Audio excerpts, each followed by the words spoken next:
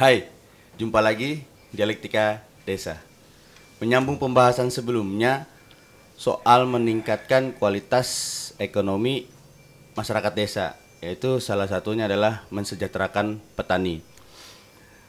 Inti dari mensejahterakan petani salah satunya adalah irigasi dan masuknya air ke persawahan. Dan sekarang saya sudah ditemani oleh Ketua P3A Kebanagung, Bapak Sayuti. Ya, Power Pak. sehat-sehat. Dan P3A ini punya peran penting untuk membimbing petani atau mengarahkan petani dan mengontrol persoalan masuknya air. Jadi mungkin kita akan membahas seputar peran dan fungsi P3A, kemudian tujuannya apa dibentuk, kemudian gimana caranya dia bisa ikut membantu berperan penting dalam mensejahterakan petani. Pak Sayuti, Ya, P3A ini awal mula terbentuknya itu seperti apa Pak? Atau mungkin dia spontan dibuat atau memang direncanakan terbentuknya P3A ini? ya. Jadi gini, historis dari pembentukan P3A ini, P3A itu adalah perkumpulan petani pemakai air. Nah, Perkumpulan petani pemakai air. Jadi secara geografis letak wilayah kita yang di Marga X Penjalang Suku Pangi ini adalah persawahan. Ya. Sawah kita terbentang luas, hampir kurang lebih yang produktif sampai saat ini 2.700 hektar. 2.700 hektar. 2.700 hektar. Jadi sangat penting bagi kami para petani ini untuk kemudian memanage dari petani-petani ini agar kemudian bisa, intinya itu untuk pengelolaan lahan pertanian itu ada keteraturan, baik itu keteraturan di sisi pembagi air dari irigasi ke siring-siring tersier, terus kemudian juga ada perlu pengertian para petani itu untuk kemudian inti dari semua itu peningkatan dari produksi padi yang dihasilkan petani itu biar bisa maksimal. Jadi berangkat dari itu kami sepakat bahwa itu juga termasuk salah satu program pemerintah agar ada keteraturan. Maka bermusyawarah melibatkan pemerintahan desa untuk kemudian kami sepakat bermusyawarah untuk membentuk P3A. Perkumpulan petani pemakai air di setiap desa. Jadi P3A itu terdiri dari setiap desa. Dari 7 desa itu dibentuk gabungan dari P3A itu ada namanya GP3A. GP3A gabungan petani pemakai air. X Penjalang Suku Pangi, Kecamatan Kikim Selatan, Kabupaten Lahat, Provinsi Sumatera Selatan. Jadi di tahun 2017 itu sudah terbentuk di beberapa desa P3A dan juga ada juga desa-desa yang lain sudah terbentuk, cuman belum permanen, dia belum berbadan hukum. Yang berbadan hukum itu masih perkumpulan dan tugas pokok fungsi dari P3A ini ada 4 hal. Yang pertama itu tadi mengatur daripada aliran air dari irigasi ke siring-siring tersier itu. Jadi ada pemerataan air untuk menghindari dari keributan-keributan di petani. Supaya terbagi rata. Ya, biar supaya petak-petak sawah itu 7 desa. Ya, 7 desa yang dialiri irigasi Dam 1 Sungai Pangi. Jadi, yang irigasi itu. Ya, jadi ada 7 desa itu agar ada keteraturan ke petak-petak sawah dari saluran irigasi. Nah, ini salah satu tugas P3A. Yang pertama, yang kedua tugas P3A itu dia melihat kalau seandainya ada bangunan-bangunan siring, sawah, bangunan-bangunan irigasi itu yang rusak, terus kemudian juga ada mungkin peningkatan untuk dibangun, merehab itu. Ini P3A punya hak, punya fungsi untuk wewenang untuk mengusulkan ke pemerintah provinsi, kabupaten atau ke pusat untuk kemudian merehab atau membangun saluran-saluran rusak itu atau saluran-saluran belum dibangun yang itu sangat penting untuk kemudian mendukung dari kegiatan para petani-petani itu. Terus yang ketiga, fungsi pokok P3A itu dia memanajemen keuangan dari organisasi ini agar bisa berjalan. Mungkin dia ada iuran petani. Setiap panen, petani itu kemudian diwajibkan untuk membayar iuran dalam bentuk beras 2 kilo dari hasil dari panen itu untuk kemudian diberikan ke P3A untuk menjadi uang kas. Uang kas dari P3A itu. Dan yang paling penting, tugas yang keempat, P3A itu membimbing petani ini agar kemudian kita bisa mengembangkan produksi pertanian itu yang dari selama ini tradisional dari nenek moyang kita sampai ke kita berusaha untuk bekerja sama dengan penyuluh pertanian di tingkat kecamatan dan tingkat desa untuk bagaimana caranya cara kelola tanah atau sawah itu yang bercocok tanam yang modern, yang kemudian kita sedikit meninggalkan pola tradisional yang kita anggap sekarang ini tidak terlalu efektif lagi dengan perubahan-perubahan alam. Jadi kita bimbing para petani itu, kita bekerja sama dengan pihak Dinas Pertanian dan penyuluh-penyuluh pertanian di lapangan untuk kemudian kita sama-sama memberikan masukan, wawasan kepada para petani, terusus petani sawah di sini. Berarti awal terbentuknya itu 2017. Ya, awal terbentuknya P3A 2017. Kemudian fungsi-fungsinya itu yang sudah disebutkan tadi bahwa untuk mengatur. Jadi gini, irigasi itu mengalirkan air dan sawah-sawah ini kan terbagi 7 dusun. Ya, 7 desa ya. Berarti air ini gimana caranya supaya ada keadilan di sana. Nah, itu ya, ada P3A. Ada pemerataan. Jadi, ada pemerataan supaya air yang masuk nggak lebih banyak, nggak lebih sedikit. Betul. Kepada satu petak sawah itu. Ya, betul. Jadi sebenarnya tugasnya sangat penting untuk keadilan dan kesejahteraan petani itu. Ya, jadi ada biar ada pemerataan air yang masuk ke petak-petak sawah itu. Ya, supaya kebagian semua. Pertama supaya kebagian semua, yang kedua kalau ada keteraturan itu juga berpengaruh di produksi anakan padi. Kalau seandainya petak sawah itu terlalu kering atau terlalu besar airnya, itu juga berpengaruh terhadap tumbuh kembangnya tanaman padi itu. Kalau terlalu banyak gitu. Terlalu banyak air juga anakan padi itu nggak bakal banyak. Artinya kalau anakan padi itu nggak banyak, hasil panen akan berpengaruh ke hasil panen yang tidak akan maksimal di situ. Berarti perannya itu mengontrol itu ya. Ya, mengontrol itu. Sangat penting sebenarnya. Berarti betul. Harus ada koordinasi yang baik antara kepala desa maupun perangkat desa dan juga para petani dengan P3A ini. Mungkin P3A ini bisa jadi salah satu jembatan bagi perangkat desa, pemerintahan desa itu untuk mensejahterakan petani lewat P3A. Mungkin begitu ya, Pak? Betul. Jadi P3A itu perannya sangat penting untuk kemudian membantu dari kinerja pemerintah, baik itu pemerintah desa, baik itu dinas-dinas terkait, dinas pertanian, penyuluh-penyuluh pertanian. Makanya kita terus menjalin komunikasi dengan khusus pemerintah desa dan penyuluh-penyuluh pertanian yang ada di desa. Kemudian Pak, soal kendala, Bapak kan udah menjabat sekarang kurang lebih 3 tahun ya Pak ya? Betul. Nah, selama Bapak menjabat sebagai ketua P3A ini kan pasti banyak dinamika ataupun permasalahan yang terjadi soal petani ataupun soal irigasi itu. Nah, kendala-kendala apa sih Pak yang sebenarnya yang sangat mendasar ataupun kendala yang paling sulit untuk diselesaikan sebagai ketua P3A ini Pak?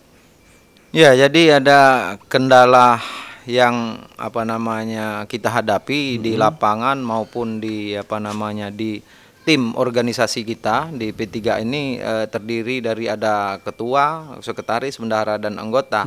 Jadi di sini juga kadang-kadang kita menemukan kendala itu ketidaksinkronan dari anggota P3A dan GP3A gitu. Jadi ada yang kurang aktif. Terus kemudian kalau kendala di apa namanya irigasi juga itu sangat sangat penting karena irigasi dam 1 Sungai Pangi ini belum berfungsi secara maksimal. Ya, tidak berfungsi. Tidak berfungsi, dan yang berfungsi saat ini adalah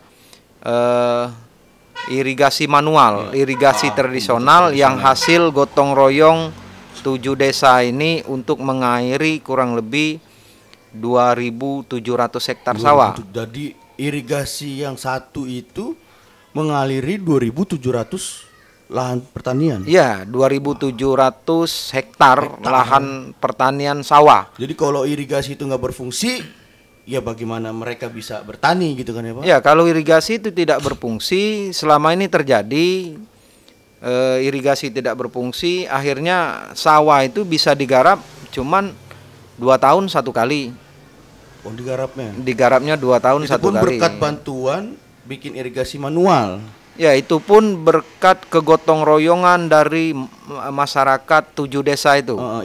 Inisiatif dimotori oleh pemerintah desa dan apa namanya ketua adat, terus kemudian apa namanya tokoh-tokoh masyarakat beserta P3A dan GP3A. Kita beritahu dengan kalau bahasa sini kita canangkan. Jadi canangkan itu artinya kita memberitahu masyarakat bahwa kita bergotong royong hari ini untuk kemudian kita membuat irigasi yang tradisional, yang menggunakan bambu, karung-karung bekas, terus kemudian apa namanya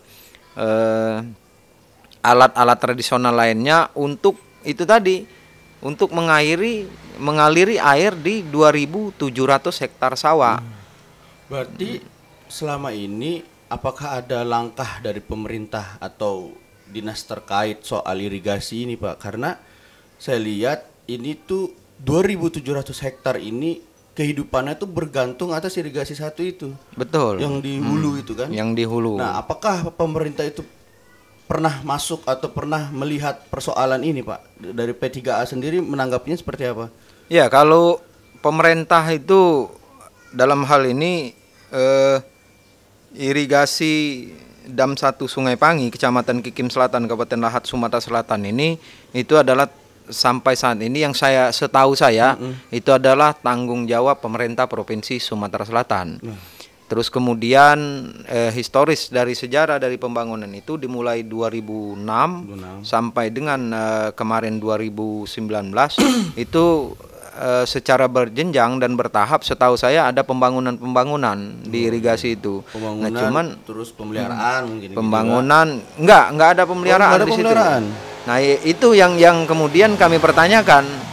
Bangunan kok nggak ada pemeliharaan, terus kemudian bangunan setelah dibangun juga kami nggak selalu mengerti masalah konstruksi. Cuman secara kasat mata pembangunan itu selalu setiap tahun berjalan.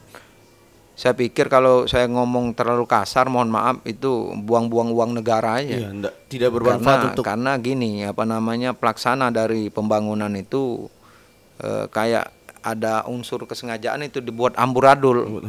Jadi kami sebenarnya merasa dirugikan sebagai petani pemakai air itu, karena kami ditinggalkan bangunan-bangunan yang tidak berfungsi sama sekali sampai saat ini. Akhirnya kami tadi harus menggarap sawah kami yang 2.700 hektar itu, harus kami menggunakan pola tradisional yang dari nenek moyang itu yang dilakukan. Sampai sekarang masih itu. Walaupun sudah ada pemerintahan berwenang untuk mengatasi hal itu, namun realitanya masyarakat di sini, petani di sini semua masih melakukan dari nenek moyang itu. Ya, jadi gini, apa namanya, puluhan miliar dana dikucurkan oleh pemerintah itu untuk kemudian membangun dam irigasi Sungai Pangi yang mengakhiri sawah-sawah kami, sampai hari ini tidak bisa berfungsi dengan, jangankan maksimal, 1 tetes air pun tidak bisa dihasilkan dari bangunan-bangunan itu. Dari dana yang dikucurkan dari dana puluhan miliar, bahkan mungkin kurun waktu berapa tahun, 14 tahun itu mungkin sudah hampir kurang lebih 35 miliar dana yang dikucurkan situ. Sampai hari ini hanya tradisional yang masih bermanfaat bagi masyarakat. Yang bangunan didanai pemerintah sampai puluhan miliar itu satu tetes pun tidak menghasilkan air. Nah, ini kegagalan yang kemudian ditinggalkan ke kami, yang membuat kami kadang-kadang tuh emosi. Emosi terhadap pelaksana pembangunan itu, yang seolah-olah kami itu jadi objek dari orang-orang pintar untuk mencari uang di situ, kira-kira kayak gitu, kurang lebih kayak gitu. Jadi dugaannya kayak gitu. Bukan seperti itu. Iya. Nah, tadi kan Bapak membahas soal pembangunan ataupun yang irigasi tadi itu sudah puluhan miliar ya Pak. Yeah. Sampai sekarang pun itu tidak bermanfaat bagi masyarakat, malah masyarakat masih melaksanakan apa yang dilakukan nenek moyang, yaitu membuat irigasi manual itu. Irigasi manual secara bergotong royong. Gotong royong itu pun inisiatif mereka untuk menyelamatkan sawah mereka. Ya, inisiatif masyarakat, terus kemudian dimotori oleh pemerintah desa dan P3A, GP3A dan tokoh-tokoh masyarakat di wilayah kami ini, di wilayah Marga X Penjalang Sukupangi yang terdiri 7 desa ini. Nah, saya mau bertanya kepada Bapak, sebenarnya ada pesan-pesan Bapak untuk pemerintah terkait nih, siapa tahu beliau-beliau ini melihat permasalahan ini, dan menurut Bapak apa langkah konkret yang harus diambil oleh pemerintahan pusat, dalam hal ini Dinas Pekerja Umum ya, Dinas Pengairan. Pengelolaan sumber daya air, untuk melihat permasalahan ini. Harapan Bapak atau pesan Bapak untuk dinas terkait itu seperti apa Pak? Ya, harapan kami mungkin hari ini saya mewakili seluruh masyarakat pengguna air, itu yang menggarap sawah terdiri dari 2.700 hektar itu. Kami berharap bahwa satu irigasi dam 1 Sungai Pangi ini dibangun secara permanen dan modern. Karena gini, kalau seandainya ada irigasi yang permanen dan modern, kami ini yang produktif 2.700 hektar, dan kami memiliki cadangan lahan untuk bisa dibuat persawahan itu hampir 1.000 hektar. 1.000, berarti kalau misalkan itu berfungsi dengan maksimal, irigasi itu 3.700 atau mungkin 4.000-an hektar bisa jadi kurang lebih 4.000 hektar itu lahan persawahan bisa aktif dan efektif berproduksi kalau seandainya dibangunkan irigasi yang modern di tempat kami ini. Jadi pesannya untuk dinas terkait untuk melihat permasalahan ini, karena di balik irigasi itu ada kehidupan lebih kurang 4.000 hektar. 4.000 hektar. 4.000 hektar, dan mungkin masih bisa lebih karena masih ada lahan-lahan yang bakal digarap untuk persawahan lagi itu mungkin ya, Pak. Jadi ada kurang lebih 1.000 hektar lahan-lahan yang bisa dicetak menjadi persawahan baru.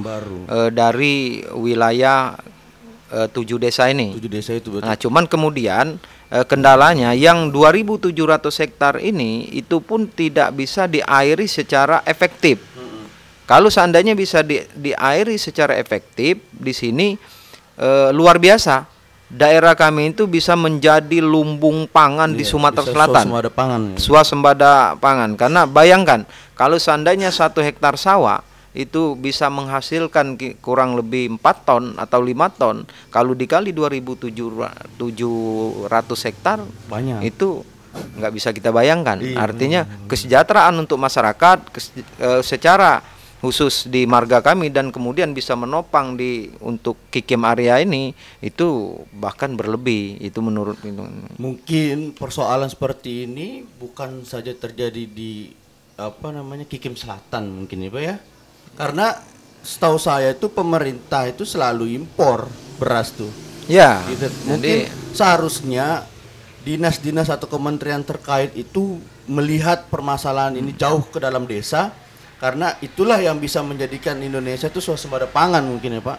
Ya, jadi kalau bicara beras luar, kami juga itu juga yang sangat menyedihkan bagi kami, bahwa lahan persawahan kami terbentang luas, yang kemudian karena tidak produktif, karena tidak digarap, artinya kami juga masyarakat sini sering menikmati yang namanya beras subsidi dari pemerintah itu, dari Bulog, dan bahkan Padahal lahannya luas. ya, dan harga beras di tingkat petani di sini sampai 11 dan 12 ribu, kan sangat sedih kami. Nah, makanya harapan kami untuk pemerintah, baik pemerintah pusat khususnya, terus kemudian pemerintah provinsi, mungkin ada Balai Besar Wilayah Sungai Sumatera Selatan, untuk kemudian serius kemudian bantu kami, nah, tolong kami untuk kemudian masyarakat sini bangunkan kami irigasi yang modern dan permanen itu. Hanya itu saja. Ya, hanya itu, dan itu tadi kalau seandainya sudah dibangun dari irigasi yang modern, kami bisa menggarap sawah itu ya minimal 1 tahun 2 kali garap. Itu pertama. Yang kedua, kami juga bisa kemudian mencetak lahan sawah baru itu tadi. Jadi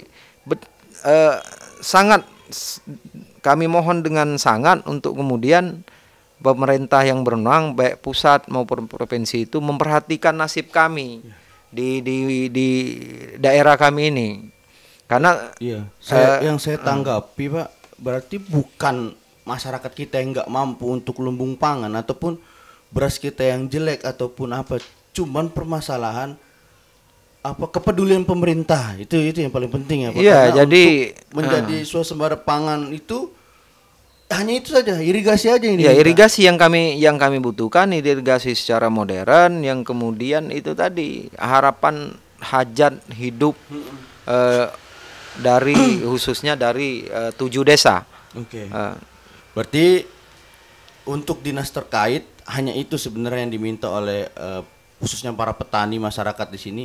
Kita bisa menjadi lumbung pangan, kita bisa swasembada pangan, asalkan pemerintah terkait itu peduli apa yang dibutuhkan oleh masyarakat itu. Iya. Nah, kemudian soalan irigasi itu, menanggapi dari pernyataan Bapak Sayuti tadi, udah puluhan miliar dikucurkan untuk pembangunan ataupun apalah namanya soal irigasi itu, irigasi Ulu Pangi itu ya, Pak. Ya. Tapi sampai sekarang itu tidak berfungsi dan tidak masuk air setetes pun, bisa dibayangkan. Ya, kenyataannya kayak gitu sampai sekarang. Dan sampai hari ini pun masih warisan nenek moyang yang dipakai itu untuk menyelamatkan lahan persawahan itu, Pak.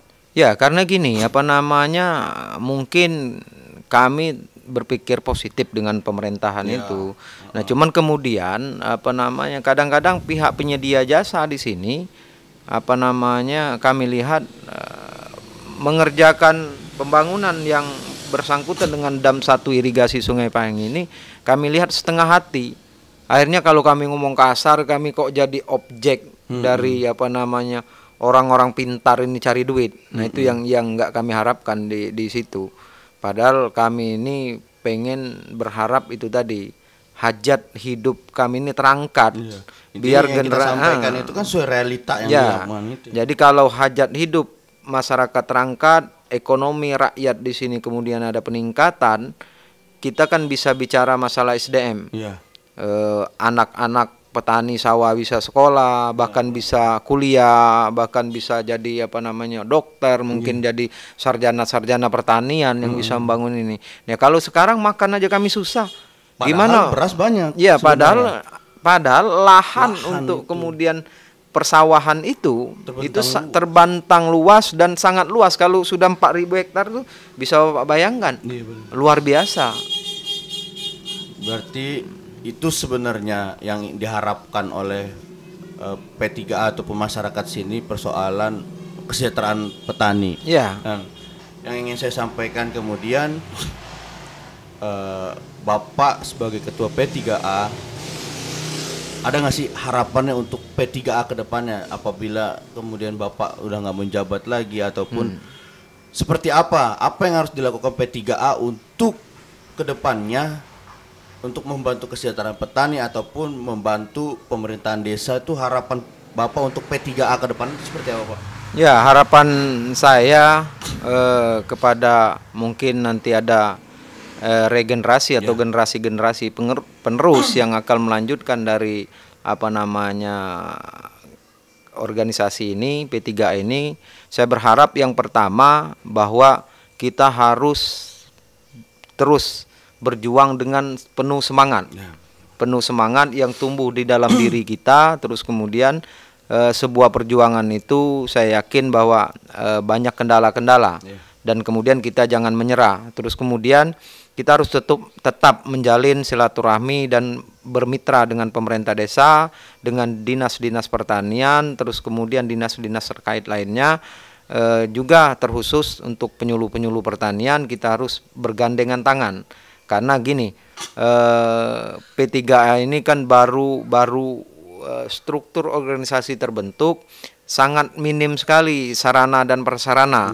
Saya berharap juga nanti mungkin P3A juga punya kantor di desa masing-masing, terus kemudian di tingkat GP3A juga dia punya kantor, terus kemudian ya bisa menjalankan organisasi ini, membantu para petani-petani ini, karena kami juga P3 itu perkumpulan petani, kami juga petani. Iya. Ya, Sebagian kami, besar petani juga. bukan sebagian besar, jadi semua pengurus dari P3A ini dan anggotanya. P3 itu ada kepengurusan, anggotanya itu ya seluruh masyarakat yang memiliki lahan persawahan khususnya. Jadi kami berharap di sini ada kemudian pemerintah juga memperhatikan di samping irigasi ini sarana bajak sawah juga sangat minim kami di sini, sarana pengelolaan hasil panen padi juga sangat minim. Jadi banyak sekali PR yang mesti kita selesaikan untuk tadi yang tujuannya tidak lain untuk kemudian kesejahteraan bersama dan hajat hidup kami 7 desa di sini marga penjalang suku Pangi. Jadi itulah harapan-harapan yang sudah disampaikan oleh Ketua P3A. Setidaknya ataupun berharap kepada dinas terkait itu untuk lebih memperhatikan ke dalam desa itu ya. Karena pondasi-pondasi perkotaan itu adalah pedesaan. Masalah pertanian, perkebunan atau apapun itu sebenarnya kita mampu untuk lumbung pangan tuh kita mampu. Betul. Fasilitas ataupun pendukung-pendukung itulah yang kurang, itulah yang menjadikan PR sebenarnya dinas-dinas terkait ini untuk lebih memperhatikan itu. Dan juga untuk P3A ke depannya Pak Sayuti, saya berharap lancar menjalankan amanah itu. Amin. Dan semoga apa yang diharapkan itu bisa terwujud. Dan kesejahteraan petani itu bukan sekadar kata-kata, bisa menjadi sebuah kenyataan. Bukan sekedar impian terus kemudian harapan-harapan cuman kemudian tidak diwujudkan dalam sebuah kenyataan yang jelas. Itulah. Oke, terima kasih Pak Sayuti. Ya, terima kasih. Mungkin insya Allah semua itu akan terlaksana apabila kita benar-benar berjuang untuk permasalahan itu. Dan untuk dinas terkait, pesan yang sudah disampaikan, insya Allah bapak-bapak atau ibu-ibu yang ada di sana itu melihat permasalahan ini. Dan mungkin cukup sekian pembahasan kita. Kita lanjut ke pembahasan berikutnya di episode berikutnya. Terima kasih. Terima kasih. Ya, sama-sama. Ya.